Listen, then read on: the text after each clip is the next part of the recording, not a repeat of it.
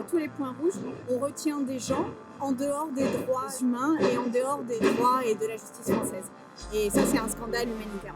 Les zones d'attente sont des lieux privatifs de liberté. On y enferme les personnes à qui on a interdit d'entrer sur le territoire français. C'est une zone de sous-droit et le peu de droits qui sont garantis pour les personnes qui sont privées de liberté ne sont pas respectés dans la pratique. Par exemple, quand une personne arrive à la frontière et demande l'asile, on ne lui fait pas passer toute l'audition et tout l'examen pour un statut de réfugié.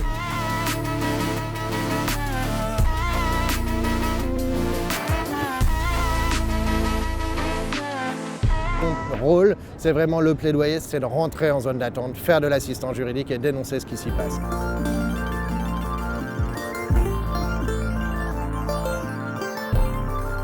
Sur cette carte des zones d'attente, on a répertorié les 98 zones d'enfermement aux frontières pour les étrangers donc, qui se retrouvent sur le territoire hexagonal et en Outre-mer, plus 4 lieux d'enfermement illégaux à la frontière franco-italienne. Il y en a eu un à l'île de Ré. Il y en a partout, à peu près sur tous les ports, les gares et les aéroports.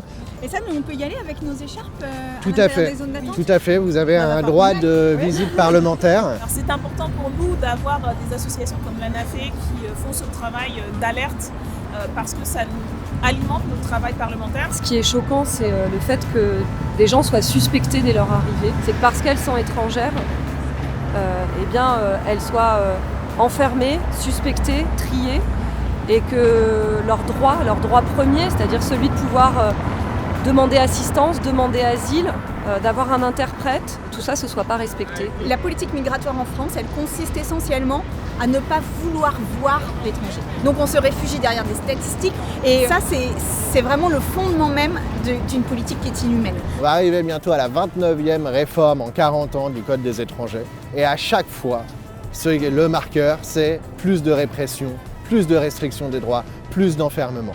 Il y a vraiment une évolution infernale vers la criminalisation des personnes étrangères, des migrations et désormais également la criminalisation des aidants, des personnes qui aident les personnes étrangères.